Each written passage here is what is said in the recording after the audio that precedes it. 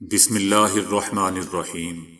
السلام علیکم دوستو، اگر ہو سکے تو پیج کو فالو اور ویڈیو کو لائک ضرور کر لیں، شکریہ۔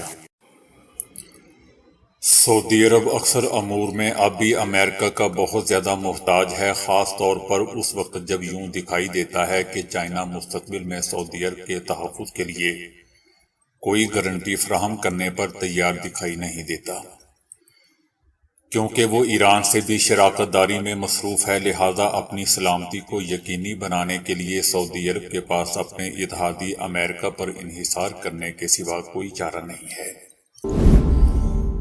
عمران خان سے جب سوال کیا گیا کہ 9 مئی کو پورے ملک میں جو ہوا اس کی پلاننگ تھی یا اتفاق، اس پر عمران خان کا جواب تھا کہ پلاننگ کہیں اور سے ہوئی، اس سے میرا کوئی تعلق نہیں ہے۔ عمران خان کی JIT کے سامنے دوستوں پیش ہونے کی اندرونی کہانی سامنے آ گئی۔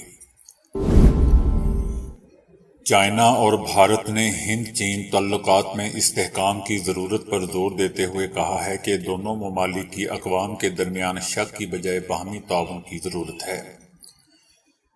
ہندوستان اور چائنا کے درمیان 3800 کلومیٹر طویل مشترکہ سرحد ہے، جو اکثر مقامات پر دونوں ممالک کے درمیان اختلافات کا باعث بنتی ہے۔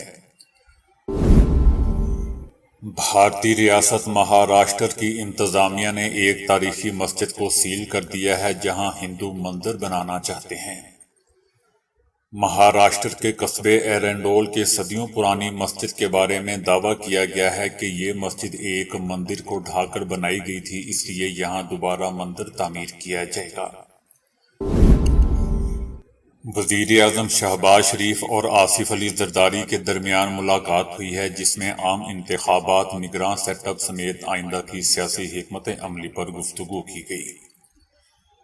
ملاقات میں آئندہ نگراں وزیر اعظم بیوروکریٹ کی بجائے سیاستدان کو لانے پر غور کیا گیا ہے۔ آصف علی زرداری نے موجودہ اسمبلیوں کی مدت اگست کے دوسرے ہفتے میں ختم کرنے کی تجویز دی۔ عمران خان کے مخالفین کا کہنا ہے کہ عمران خان ارطغرل غازی بنے ہوئے تھے اور سمجھتے تھے کہ میرے ہاتھ میں تلوار ہے، نیچے گھوڑا ہے اور میں سسٹم کو پاؤں تلے رون سکتا ہوں۔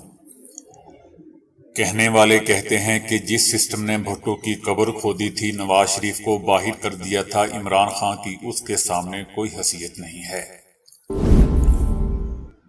امریکہ نے ایسے وقت میں یوکرین کو کلسٹر بم جیسے ممنوعہ ہتھیار فراہم کرنے کا اعلان کیا ہے، جب اس نے ایران کے پرامن جوہری پروگرام کے فوجی مقاصد کے لیے استعمال کے امکان کو بہانہ بنا کر گزشتہ کئی سالوں سے ایرانی عوام کے خلاف شدید ترین پابندیوں کا اعلان کر رکھا ہے۔